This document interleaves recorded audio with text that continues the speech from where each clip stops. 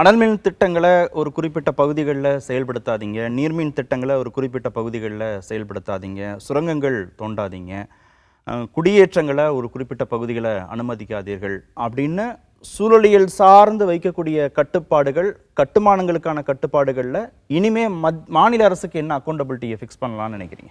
மாநில அரசுகளை விட இந்த மாதிரி இப்போ நீங்கள் வந்து அந்த ஃபாரஸ்ட் ரைட்ஸ் ஆக்ட் இருக்கு பாருங்கள், வன உரிமை சட்டம் இருக்க, அதிலேயே இப்போ வந்து மத்திய அரசாங்கம் சட்டங்களை திருத்தி கொண்டு வந்திருக்காங்க.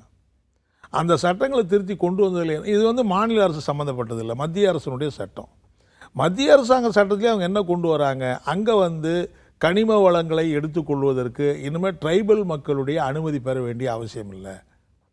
தொழில் மின் நிலையங்களோ மற்றதோ உருவாக்குவதற்கு அங்கே இருக்கிற ஏற்கனவே இருக்கிற சட்டத்தில் என்ன இருக்குன்னா, அந்த ட்ரைபல் மக்களுடைய அமைப்புன்னு ஒன்று இருக்குது, ஒரு ஆர்கனைசேஷன். அவங்களுடைய ஒப்புதல் வாங்கி தான் நீங்கள் கொடுக்கணும். மாநில அரசு ஒப்புதலை கூட அவங்க சொல்லலை. அந்த ட்ரைபல் மக்களுடைய வில்லேஜ் அட்மினிஸ்ட்ரேஷன் இருக்கு பாருங்கள், அதனுடைய ஒப்புதல் பெறணுங்கிறாங்க. இப்போ நீங்கள் அதை கூட பெறணுங்கிறதெல்லாம் எடுத்துகிட்டு நீங்கள் வந்து சகட்டு மேனிக்கு கார்ப்பரேட்டுகளுக்கு வந்து நிலக்கரி சுரங்கங்களை எடுக்கிறது, அனல் மின் நிலையங்களை ஆரம்பிக்கிறது, வேறு பல கனிம வளங்களெல்லாம் அங்கே அனுமதிக்கிறதுங்கிற அடிப்படையில் நீங்கள் இப்போ வந்து சட்டத்தையே திருத்தின பிறகு மாநில அரசு அதில் என்ன பண்ண முடியும்? இப்போ நாங்கள்லாம் நாடாளுமன்றத்தில் எல்லாரும் எதிர்த்து கேட்குறாங்க, எல்லாரும் போராடுறாங்க. இல்லை, உள்ளூர் மக்களை, பூர்வக்குடி மக்களை அங்கிருந்து அப்புறப்படுத்தினா அதன் மூலமாக வாக்கு வங்கி பாதிக்கப்படும் அப்படின்னு மாநில அரசு யோசிப்பதாக ஒரு விமர்சனம். இல்லை, அதாவது முழுக்க முழுக்க ஒரு ஓட் பேங்க் பாலிடிக்ஸா பாக்குறீங்க. பூர்வக்குடி மக்கள் வந்து காலங்காலமாக 1000 வருஷமா அங்கே தான் இருக்காங்க. பூர்வக்குடி மக்களால் வனங்கள் அழிஞ்சுதுன்னு சொல்ல முடியாது, பூர்வக்குடி மக்களால் கனிம வளங்கள் கொள்ளை போச்சுன்னு சொல்ல முடியாது. சுற்றுலா வளர்ச்சிங்கிற பேர்ல மாநில அரசு அனுமதிக்கக்கூடிய புதிய கட்டுமானங்களால பாதிப்பு.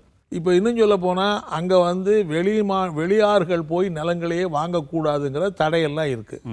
ஆனால் அதையும் மீறி தான் வந்து போய் வாங்குறாங்க, மீறி தான் கட்டுமானம் பண்ணுறாங்க. இல்லை, இதெல்லாம் மாநில அரசுக்கு தெரியாமையா நடக்குது? இல்லை, அதான் நான் சொல்கிறேன், இது வந்து அவுட் ஆஃப் நெசசிட்டி காலங்காலமாக நடந்து வருது. இப்போ இருக்கிற மாநில அரசு கட்டுப்படுத்த முடியுமான்ற கேள்வியே ஒரு அரசியலுக்காக, தேர்தல் அரசியலுக்காக வந்துருது. அதாவது இன்னைக்கு கட்டுமானங்கள் பூரா இந்த மாநில அரசு இருக்கக்கூடிய காலத்தில் தான் கட்டுமானங்கள் எவ்வளோ நடந்திருக்க வேண்டாம் நீங்கள் பார்த்து சொல்லலாம். ஆனால் இதை இந்த கட்டுமானங்களை பூரா பார்க்குற போது பார்த்தா நீண்ட காலமாகவே இந்த கட்டுமானங்கள் அங்கே கட்டி தான் இருக்காங்க. மார்க்சிஸ்ட் கம்யூனிஸ்ட் கட்சியுடைய அரசு பொறுப்பேற்ற பிறகு 18, 19, 20, 21, அப்படி நிலச்சரிவு இருந்துட்டே தானே இருந்திருக்கு. இல்லை, அதான் சொல்கிறேங்க, அப்படி நிலச்சரிவு இருந்திருக்கு, இதுக்கு முன்னாடியும் கூட நிலச்சரிவு இருந்திருக்கு. பட் கட்டுமானங்களை பொறுத்த வரையில் இந்த அரசாங்கம் தான் அளவுக்கு அதிகமாக அனுமதிச்சுட்டாங்க அப்படின்னு நம்ம சொல்ல முடியாது. இதையெல்லாம் முறைப்படுத்தணும், ரெகுலேட் பண்ணணும், கட்டுப்படுத்தணுங்கிறது கரெக்ட். ஆனால் அதை விட ஆபத்து என்னென்னா, கட்டுமானங்களினால் இன்றைக்கி பாதிப்பு ஏற்படுதுன்றதை பற்றி இவ்வளோ தூரம் பாதிக்கிற நாம் அந்த இடத்துல வந்து கனிம வளங்களை அளவுக்கு அதிகமாக அள்ளிட்டு போகிறதுக்கும், அங்கே வந்து மின்சார நிலையங்களையும் பல கனிம வளங்களை சார்ந்து இருக்கிற தொழிற்சாலைகள் அமைக்கிறது அளவுக்கு இன்னைக்கு மத்திய சர்க்கார் சட்டத்தையே திருத்திருக்க. இல்லை, அதுவும் மாநில அரசுடைய அனுமதி இல்லாம, ஒப்புதல் இல்லாமல் அவங்க செயல்படுத்த அவங்க ஃபாரஸ்ட் ரைட்ஸ் ஆக்டுங்கிறது அவங்க கட்டுப்பாட்டில் இருக்கிறது. அங்கே ஆதிவாசி மக்களை நீங்கள் வந்து அவனுக்கு அடித்து விரட்டிட்டு அந்த நிலங்களை பூரா நீங்கள் கார்பரேட்டுகளுக்கு கனிம வளங்கள் கையில் ஒப்படைக்கிறதுனால தான். இல்ல, அந்த மாதிரி ஒரு எதிர்ப்பு செய்யறது, அந்த எதிர்ப்பை நீங்க மத்திய அரசுக்கு எதிராக தீவிரப்படுத்துற போது பூர்வக்குடி மக்கள், அங்க இருக்கக்கூடிய உள்ளூர் மக்கள் மாநில அரசு கூட தானே நிற்பாங்க. மாநில அரசு பக்கம் தான் நிற்பாங்க.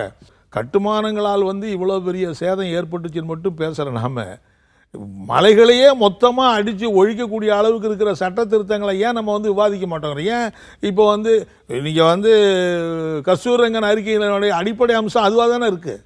ஸோ அதை தானே மாநில அரசுகள் எதுக்குது? இந்த மாதிரி நீங்கள் வந்து பூர்வக்குடி மக்களை, ஆதிவாசி மக்களை அப்புறப்படுத்திட்டு இந்த மலைகளை பூரா தனியாருக்கு ஒப்படைக்கிற ஏற்பாடு பண்ணக்கூடாதுன்னு ஒரு காலத்தில் தனியார்கிட்ட இருந்த மலையெல்லாம் நம்ம அரசு கையகப்படுத்துச்சு.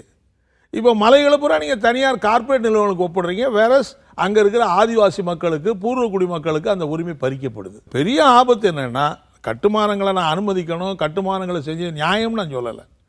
பட் ஏதோ ஒரு வகையில் அன்றாட தேவைக்கு மக்கள் சில சுற்றுலா மையங்களை, கட்டுமானங்களை அழிப்பது கட்டுப்படுத்தணும்னு நம்ம சொல்கிறோம். அதே நேரத்தில் இது மாதிரி அவர் என்ன சொல்கிறார், நீங்களே சொன்னீங்களே 20,000 சதுர மீட்டருக்கு வந்து கட்டுமானங்களை அனுமதிக்கலாம்னு சொல்கிற அந்த ஏற்பாட்டை நம்ம எப்படி அனுமதிக்க முடியும்? ஒரு குறிப்பிட்ட பகுதிகளில் எந்த பகுதிகளில் கட்டுமானங்களை அனுமதிக்கணும், எந்த பகுதிகளில் கட்டுமானங்களை அனுமதிக்க கூடாதுங்கிறது 2 பேரோட அறிக்கையிலுமே இருக்குது. அதாங்க அது இருக்குது.